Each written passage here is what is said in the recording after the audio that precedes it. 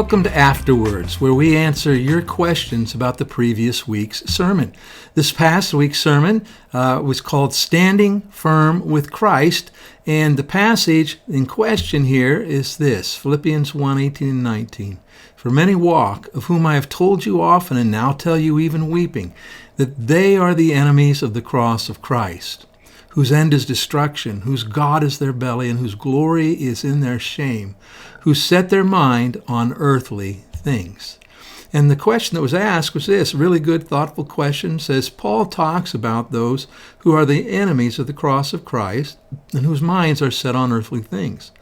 How can we discern and avoid the influences of such worldly mindsets, both within ourselves and in the wider society, while striving to live as citizens of heaven?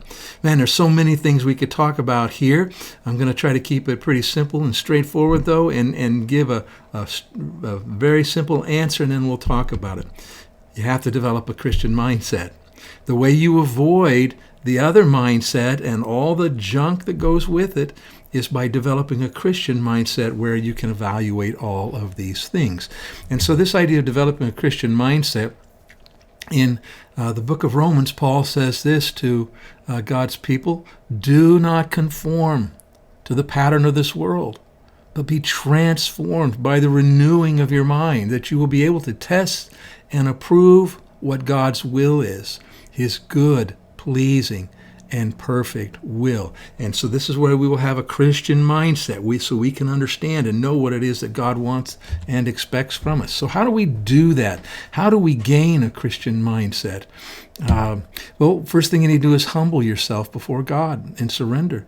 The Apostle Paul says, therefore I urge you, brothers and sisters, in view of God's mercy, to offer your bodies as a living sacrifice, holy and pleasing to God. This is your true and proper worship. So it starts by giving yourself completely to the Lord. I don't want to go that way, Lord. I don't want to go the way the world is. I want to go your ways. I belong to you. I want to honor and glorify you with my life. And the second thing that you have to be is you need to be teachable. You need to be open to learning. God really changed so much for me in my life when a lot of years ago, he really worked on this with me and brought me to a place where I can be very open. I'm open to new ideas. I'm open to truths about myself. Don't always like them. Don't always enjoy being told them, but I am open to seeing those things. And so we need to be there. And we need to have the attitude that David had when he wrote these words. He said, search me, O God, and know my heart. Try me and know my anxieties, and see if there's any wicked way in me, and lead me in the way everlasting. And the third thing that we need to do to have a Christian mindset is to connect with people who are good examples of a Christian mindset. We talked about this on Sunday, how important it was to be around people who are going in the right direction with the Lord. And so we can see how do they do that, and then we learn from them. This doesn't happen by example. You have to purposefully pursue these kinds of relationships or they won't happen.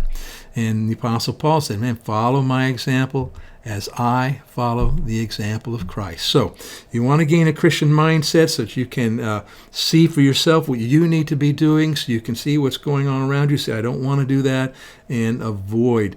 And the way we do that is we gain a Christian mindset. So I hope this has been of help to you, and Lord willing, we'll see you this coming Sunday.